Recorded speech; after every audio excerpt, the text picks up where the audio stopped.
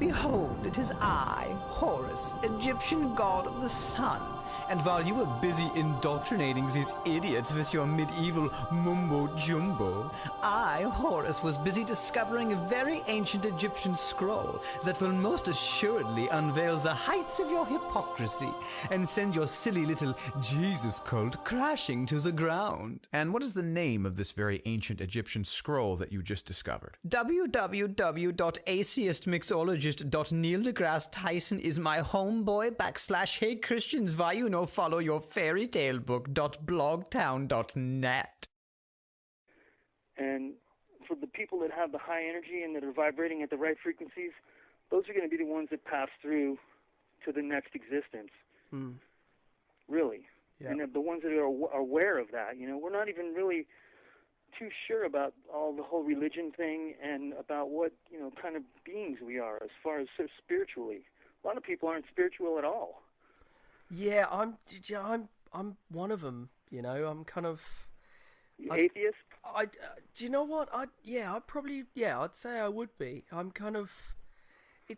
I would rather just live my life based on the fact that I will eventually die, and you know, I'm sort of carried on by my kids, and that's kind of the way it is. And I don't think too much about other stuff. I just sort of get on with it.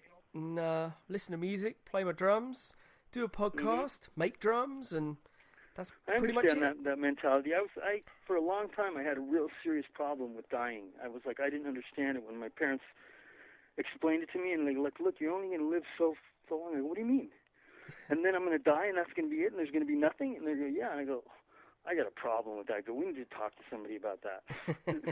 They're like, well, you can talk to God, you know. I'm like, he's not answering me. Yeah. And for a long time, I just thought, you know what, this is bogus. We got a bum rap in this world, and you better enjoy yourself while you can, because it can end at any time, for sure. But that's the thing. What is the point in sort of worrying about a God or Jesus, or you know, and even the discussion on it? I don't normally sort of take part in discussions because I think, well, it's something that we will probably never know. So why talk about it? No, but they're not telling us everything about that is what it is. And that's where I get in an argument with people all the time. I say, look, if you read the Bible, this is my depiction of the Bible. It's a manual for life, and it's the basic instructions before leaving Earth. Bible. Yeah. And there's stories in there that they took out and that they changed. Yeah. And they're not telling you about the artificial insemination of the Virgin Mary that was inseminated by the aliens that came down in one night. There was a star that appeared.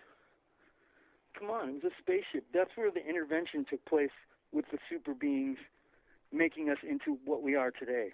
Right. Smarter, more intelligent. Dude, we have all kinds of alien technology that people have no idea where it came from or how we acquired it, but we have crazy things now. We're in the final stages of our evolvement as a species in technology. Right.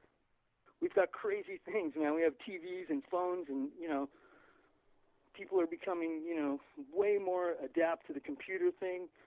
Impulse activated machines where you just think something and the computer does it. Smarter, more intelligent. Atheist?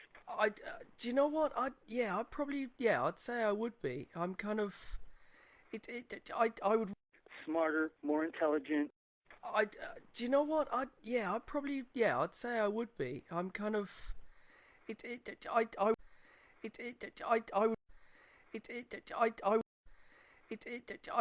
Because you're a biblically illiterate buffoon who has never listened to a single Christian sermon on the issue, talked with a single Christian theologian about the subject, read a single one of the countless words that Christians have written on this topic, and your only familiarity with the matter is what you've learned from the website of another hopelessly ignorant unbeliever who is convinced that after a 20-second glance at 4 context-free passages, he is already a greater biblical scholar than every Christian in the last 2,000 years, including the very men who wrote the Bible.